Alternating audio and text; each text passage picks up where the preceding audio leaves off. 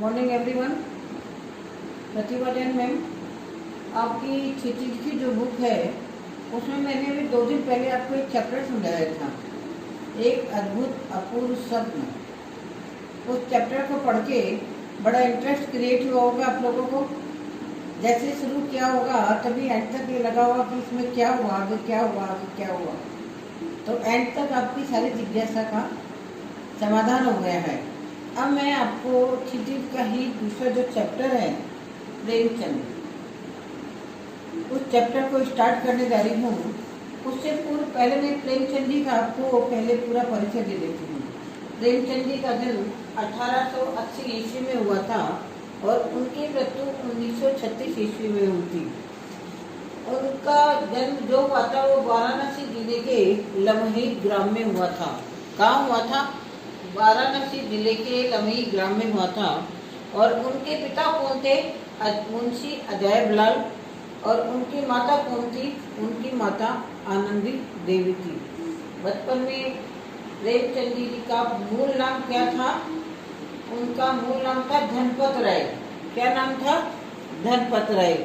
अब इन्होंने सरकारी नौकरी शुरू की थी, लेकिन कुछ समय बाद इन्होंने सरकारी नौकरी को छोड़ दिया और अपना मन, अपनी रुचि साहित्य लिखने में शुरू कर दी।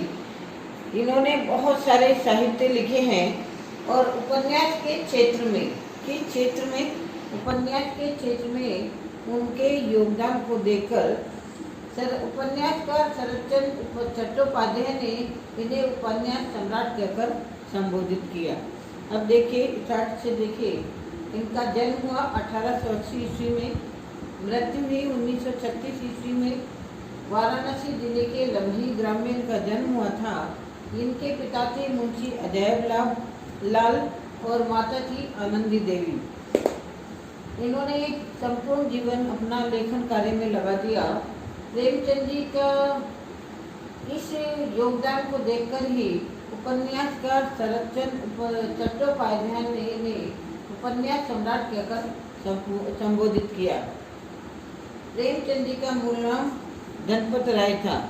प्रेमचंद जी ने अपनी जितनी भी साहित्य रचनाएं की हैं, उन सभी रचनाओं के अंतर्गत इन्होंने किसान वर्ग, दलित वर्ग, नारियों की पीड़ियाँ, स्त्रियों की पीड़ा जो होती है, वो वर्ण व्यवस्था की जो हमारे समाज में बुराइयाँ थी, उन बुराइयों को समाप्त करने के लिए इन्होंने बहुत कोशिश की और अपने साहित्य में उन चीज़ों को इन्होंने स्थान दिया है।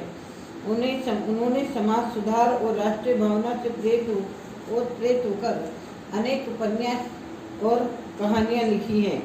इनकी सबसे प्रसिद्ध रचना जो है वो गोदान कही जाती है। सबसे प्रसिद्ध उपन्यास जो है गोदान है। और इनकी अन्य कृतियाँ हैं उपन्यासों में गबन, निर्मला, कर्मभूमि आदि। कहानी संग्रह है इनका मानसरोवर, 8 भाषाओं में है। इन्होंने जिस समय अंग्रेजों का राज्य था, इन्होंने एक रचना लिखी थी, सोजे वतन। कौन सी लिखी थी? सोजे वतन। वह पहला कहानी संग्रह सोजे वतन के नाम से ही आया था, जो 1908 में पब्लिश हुआ था, प्रकाशित हुआ था। लेकिन उस सोजे वतन के अंदर इन्होंने देश की जो पीड़ा थी, देशवासियों की जो पीड़ा थी, उन सब का वर्णन किया था। देशभक्ति से ओतप्रोत होने के कारण ही अंग्रेज सरकार ने इनके इस उपन्यास पर रोक लगा दी थी और लेखक को इस तरह की कोई भी लेखन कार्य करने के लिए साफ चेतावनी दे दी गई थी। इस कारण से इन्होंने अपना नाम बदलकर लिखना पड़ा। पहले इनका नाम क्या था? धनपत राय। जब अंग्रेज सरकार ने इनको चेतावनी दी, तब इन्होंने अपना नाम बदलकर अपनी रचनाएं लिखी और मरने के बाद इनकी कहानियाँ मानसरोवर नाम से 8 खंडों में प्रकाशित हुई, जैसा कि मैंने आपको इसमें पूरा का पूरा बतलाया है। अब आता है इसका चैप्टर है ईदगाह। चैप्टर का नाम क्या है? ईदगाह।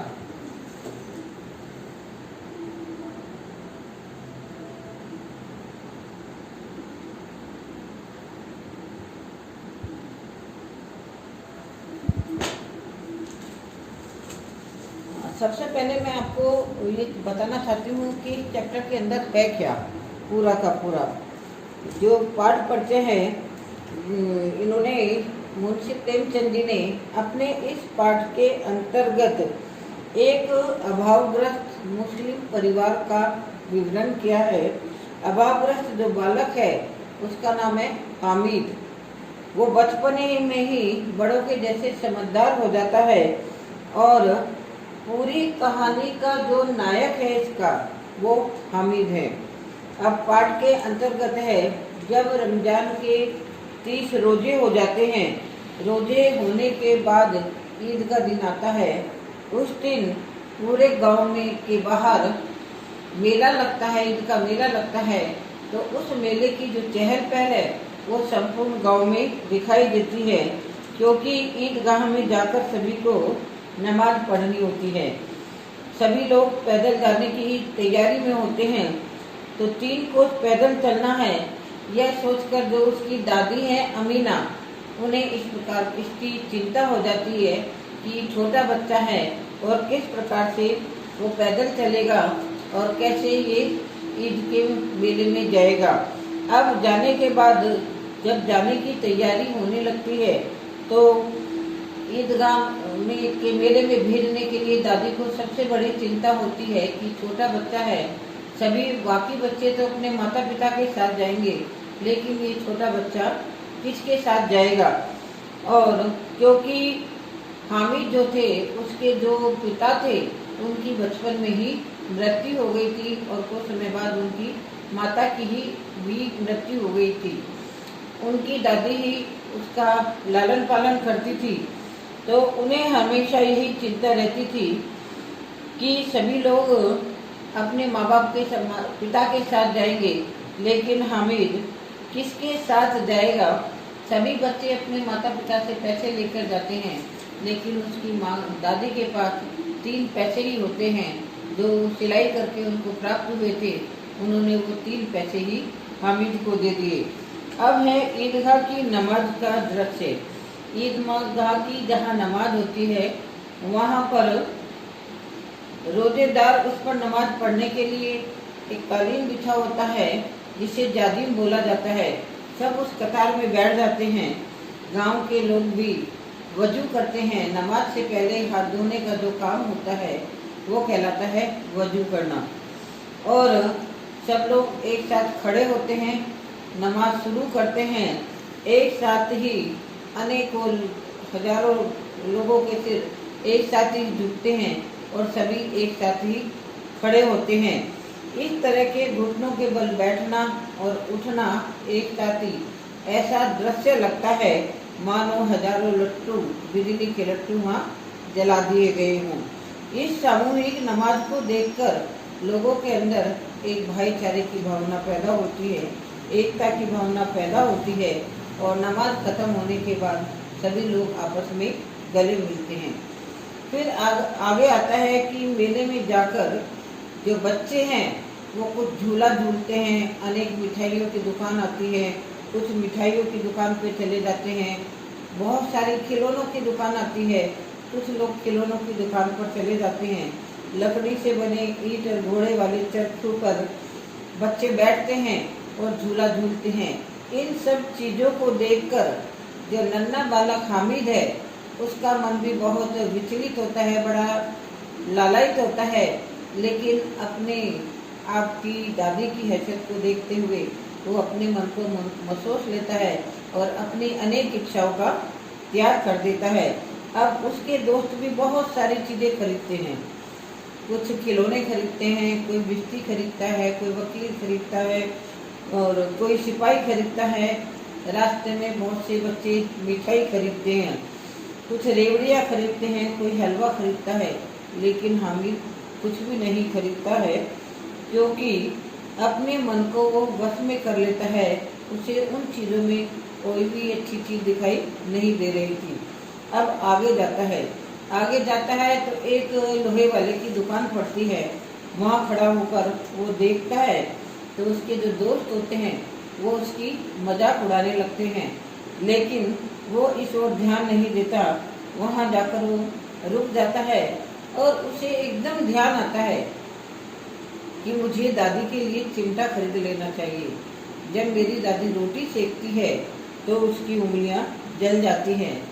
यह सोचकर वो दुकानदार के पास जाकर चिमटे का मोल भाव करता है। अंत में 5 पैसे में चिमटा तय होता है, लेकिन हामिद के पास 3 पैसे थे, इसलिए वो मन में सोचकर जब चलने लगता है तो वो चिमटे वाला जिसकी दुकान है वो उसको आवाज़ लगाता है और उसको 3 पैसे में ही चिमटा दे देता है। बाकी बच्चे उसके इस चिमटे की बड़ी मजाक उड़ाते हैं, लेकिन जो हामिद है बच्चों के इन मजाक उड़ाने के सामने न तो डरा न रोया, अपितु उसने अनेक तरह के तर्क दिए। क्या तर्क दिए कि मेरा चिमटा बज भी सकता है, अगर मैं इसको बजाऊं तो चिमटा मेरा बज भी सकता है, कंधे पे रखूं तो वो बंदूक बन सकता है। और उनके खिलौने क्या है? मेरा चिमटा तो रुस्तमे में हद है, जो आग पानी और तूफान में भी डटा रहता है। तुम्हारे खिलौने क्या है? घर जाओगे, अब थोड़ी देर में सब टूट कर खराब हो जाएंगी। बच्चों ने खेलकर जब घर पहुंचे बच्चे तो सभी ने अपने अपने खिलौने दिखाए, लेकिन हामिद के जो तर्क थे उनके सामने सब चुप रह गए। अब 11 बज गए, मेला खत्म होने का समय आ गया। सभी बच्चे अपने अपने घर वापस आने लगे। जब घर बच्चे वापस आए, थोड़ी देर में आकर ही सब बच्चों ने अपने अपने खिलौने दिखाए। हामिद की दादी ने जब उससे पूछा कि तूने क्या खरीदा, हामिद दादी की गोदी में बैठ गए और चिमटा दिखाकर दादी को बोलने लगा कि दादी, मैंने ये चिमटा 3 पैसे में खरीदा है, क्योंकि जब आप रोटी बनाती हो तो आपके हाथ जल जाते हैं। एक बार तो अमीना को बहुत बुरा लगा कि सब बच्चों ने मन ललचाया होगा, सब बच्चों ने अच्छी अच्छी चीज़ें खरीदी होंगी, लेकिन इस बच्चे ने भूखा प्यासा रहकर भी अपनी मन की इच्छाओं को दबा दिया है और मेरे लिए चिमटा खरीद के लाया है। और दादी उसकी रोने लगी। जब रोने लगी तो हामिद ने अपनी दादी को गले लगाया और अपनी दादी को बड़ों के जैसे चुप कराया, जैसे हामिद अमीना बन गई और अमीना हामिद बन गया। अब उसके बाद तो थोड़ा सा और चैप्टर रहता है, वो मैं आपको समझाती हूँ। ये इसका संक्षिप्त